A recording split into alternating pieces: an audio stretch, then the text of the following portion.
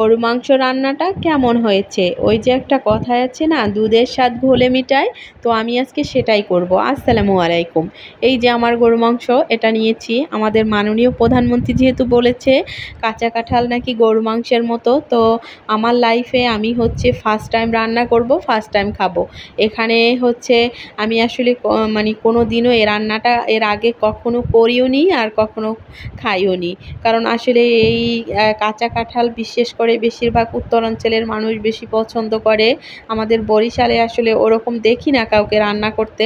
তবে এখন সবাই টুকটাক খায়, কিন্তু আমি আসলে কখনো খাইনি, আমার মাও রান্না করেনি, এজন্য খাওয়া হয়নি কখনো। তো আমি আসলে যেভাবে পারছি ওইভাবেই রান্না করছি, সবার কাছ থেকে শুনে শুনে।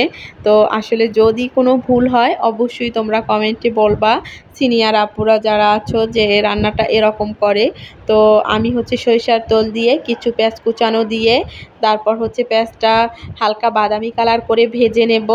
আর যখন একটু ভাজা হয়ে আসবে তখন কিছু তেজপাতা, দারচিনি, এলাচ এটার ভেতর দিয়ে একটু কষিয়ে নেব। তারপর হচ্ছে এখানে আমি চিংড়ি মাছ দিয়ে রান্না করব যেহেতু, এই জন্য কিছু চিংড়ি মাছ খোসা ছাড়িয়ে একটু হালকা ভেজে নেব পেঁয়াজের সাথে। তারপর হচ্ছে আদা চামচ আদা বাটা, জিরা বাটা, রসুন বাটা, আর হচ্ছে এখানে ধনিয়ার গুঁড়োটা একটু পরে দেব।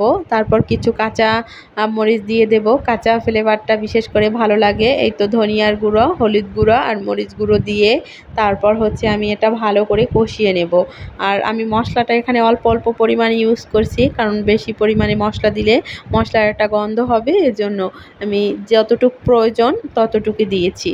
তারপর হচ্ছে আমার সেদ্ধ করা কাঁচা কাঁঠালটা আমি এখানে দিয়ে ভালো করে কষিয়ে নেব। আর ওই যে প্রথমে বললাম আমি এটা আমার লাইফে ফার্স্ট টাইম রান্না করেছি। এটাতে ঝোল রাখে না ভুনা করে তাও আমি জানি না। তো আমি হচ্ছে এটা ভুনাই করব, যেহেতু আমি আসলে বলতে পারতেছি না যে কীরকম রান্না করে, ফার্স্ট টাইম রান্না করলাম। তো আসলেই আমার খুব একটা কাজ করছিল আমার ভিতরে, যেটা খেতে কেমন হবে।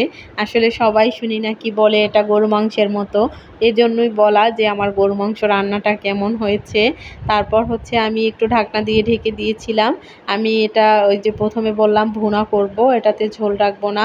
আর এটা যেহেতু আগেও সেদ্ধ করে নিয়েছি, আমার সেদ্ধ করা হয়ে গেছে, রান্নাটা মোটামুটি কমপ্লিট হয়ে আসছে। একটু ঝোল আছে, এটা আমি একটু মিডিয়াম আঁচে রেখে একদম চুলাটা বন্ধ করে দেব। তারপর এই তো আমার রান্না কিন্তু কমপ্লিট হয়ে গেছে। তবে মানে এটা থেকে যে স্মেল বের হচ্ছিল, মনে হচ্ছিল না মোটামুটি খেতে ভালোই হবে। আর কালারটাও সুন্দর আসছে। তো পুরো ভিডিওটা না টেনে দেখবেন, ভালো লাগলে অবশ্যই লাইক কমেন্ট শেয়ার করবেন। আর যদি কোনো ভুল হয় অবশ্যই ধরিয়ে দেবেন। আল্লাহ হাফেজ।